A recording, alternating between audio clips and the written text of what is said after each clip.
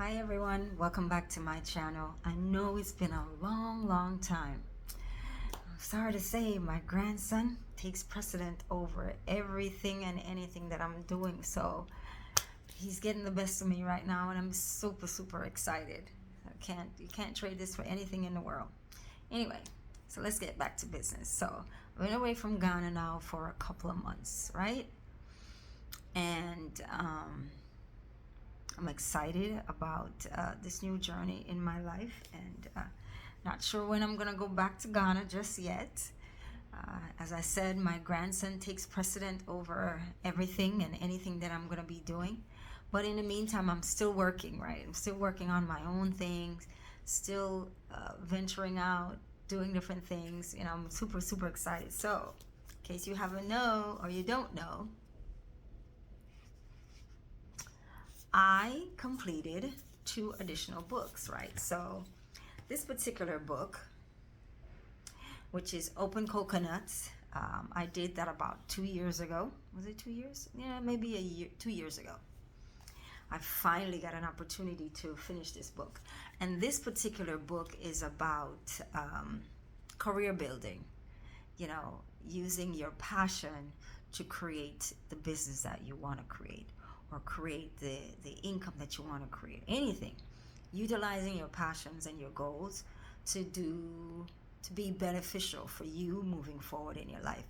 And so it talks about a lot of different experiences that I've had, as well as, you know, some scenarios that I've learned over the years while working in a university setting. So it just made me realize that I had all this information and I wanted to put it in something that's very resourceful and could last a long time for those in need. So all these books are going to be on Amazon. And as I said, I'm still working on other things, other ventures, and I'm quite sure there's going to be more books to come. All right, so the second book, I don't know if you remember, I started talking about this a couple months back. And I was having such a hard time with Amazon trying to get this book completed. For whatever reason, I kept getting responses from them saying that the margins were off, and for whatever reason, I was blindsided. I couldn't see it. And I thought about having someone else do the editing and checking it out and making sure it's KDP ready, Amazon ready to be posted online and everything. And the prices that I was being quoted was a little bit outlandish. So I said, you know what, let me just sit down and get this done properly. So I sat down, went back over every single part of this book, and I redid the book. And now here it is on Amazon for sale, right? And so I spoke briefly about this particular book. That was the original cover. I actually changed the cover to a picture I had taken at Palace Africa in Oyerefa. That's one of the first places that I went to when I initially traveled to Ghana. And I love that place. I mean, I was treated like a sister. I was treated like, you know, like a family member. And I cannot tell you how much I love that place. And I still keep in touch even today with Prince. But it's a beautiful place. I know they have made some changes. They do a lot of events at the venue. So if you're ever in Ghana, go check out Palace Africa in Oyerefa. Beautiful place, beautiful space. You can stay overnight. I stayed for a month, longer than I was supposed to, but this is what I had to do because I felt comfortable. I didn't know anyone, and I didn't know what I wanted to do, and so it worked out totally fine. And so I was happy to have had that experience. I met some of the most amazing people. Zakisha, who is a top rapper in Canada right now. She's killing it. She was in Ghana. She goes back and forth to Ghana and Canada. So shout out to Zakisha. You know, Brother Shabazz, as I said. So, you know, I've met so many people there. So I'm excited. So again, the book is out. And basically, it is very thorough, I think. I'm sure other people have other opinions, but it talks about um, basically it's kind of preparation, a travel guide preparation into Ghana. It talks about how I stumbled upon Ghana. I wasn't a part of the, you know, what is it, year of return. I didn't know anything about that. And so, I talk about what you need to do in order for you to be able to travel to Ghana. I gave my experience, um, traveling tips, from, I don't know if you can see that, it's a little dark, sorry about that. But I'll go more in depth into this once I get another opportunity. But talk about different traveling, what paperwork, what documents is necessary for you to be able to travel. And then I gave you a little synopsis of my story to Ghana and my experience. Then I talk about tips about phone service. That's really critical, right? Because I have to emphasize that. It's so important to be able to communicate with family members and or friends in Ghana. So basically what you need to do is to just make sure that whatever phone service you have, you get the international package. And try to call someone from wherever you are directly to Ghana to see if it works. So that's important, because the worst thing to do is to get to the airport, you don't know anyone and you can't call anyone, and you get stuck dealing with the local people who are bombarding you, trying to get you to pay for something. All right, I talk about accommodations, what you need to, little tips on what you need to look for. I talk about my experience living in Ghana. I mean, it's very short, very sweet. I didn't really go too in depth, but I try to give like as much, especially when it comes down to living in Ghana, as far as renting a place. That's basically what I cover about renting a place and seeing how that goes. What you need for immigration, from an immigration standpoint, the different documents that's required for you to stay and live in Ghana. Sorry about the outside noise, guys. I talk about buying land, which I spoke in depth about before. And I talk about my experience. In every aspect, I give a little bit of my own experience.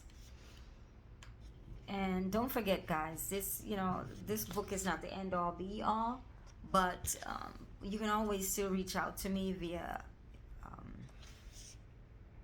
email, so that I can provide you with information and things that's necessary. Sometimes hearing it directly is also very good, but I think you can't beat that. It covers everything, right? Covers, well, most of everything. So in order for you to be able to move forward in your trip to Ghana. And so I'm looking forward to that. I'm excited. The other thing is this one. I just finished this book, and I felt like I had to do this. It's called Minding My Own Healthy Business One Day at a Time. And one of the reasons why I chose to do this book, because I started realizing how important, as you get older, your body changes, your hormones change, your mindset change, everything changes, right? And of course, it's due to our environment and the experiences that we've had. So things that we need to just pay attention to. And sometimes the stuff that we used to love, you can't eat it anymore, and it doesn't resonate with your system. So one of the things that I talk about is monitoring the things that you eat and how it affects you. And then learn and understand that those things that you do eat, that do provide you with the nutrients that you need as you move forward, it's good to log it. It's good to keep a journal. So this is a journal / guide to help you along the way with your eating habits, making some changes, and so on and so forth, right? And I'm going to talk more about this book a little later on, but I just wanted to make sure that those that are watching, part of my channel, part of my family, part of my group, Just go check it out on Amazon and support. It's good to support each other. And yeah, I want you guys to buy my books. If you don't need it for yourself, give it to a friend who may need it, right? It's not very costly. All three of these books, each of them are $20 or less. And you can get them on Amazon fairly quickly. Okay, so another topic I wanted to talk about very quickly. I won't go too much into it. I'll come back again. Actually, two more topics. One, and I want you to think about this, and so we're going to go back in depth in this one. Unity. What does unity really truly means for us as blacks, as we classify ourselves as either African Americans or Africans or Jamaican or Canadian or UK, wherever we're from? If your skin tone is the same as mine, or a little bit lighter or a little bit darker, it doesn't matter. What does unity really and truly means to you?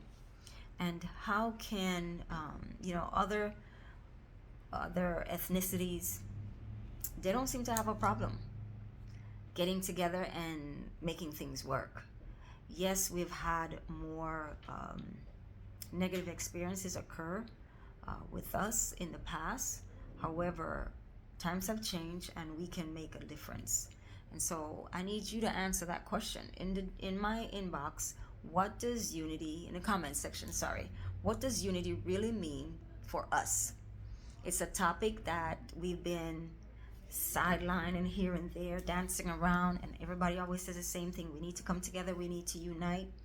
And yet, you may hear of small pockets of groups that are able to do it. But from a collective, how do we get past that and make it bigger? A lot of people are moving to Ghana, so how can we tie the knots together to make a whole, right? How do we do that? And so I need you guys to think about your ideology of what that means, and leave a comment in the comment section, because that's very important. We need to start addressing it holistically, spiritually, however you want to look at it. We need to start addressing it.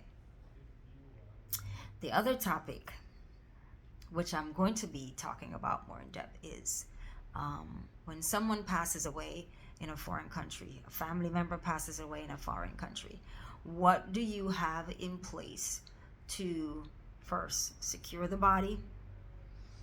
What are the international rules? Whatever it is in Ghana, wherever, what are the rules in Ghana in order for you to be able to collect your family member's body? Sometimes we don't address those things, and it has come up so often that we need to learn more and we need to be prepared.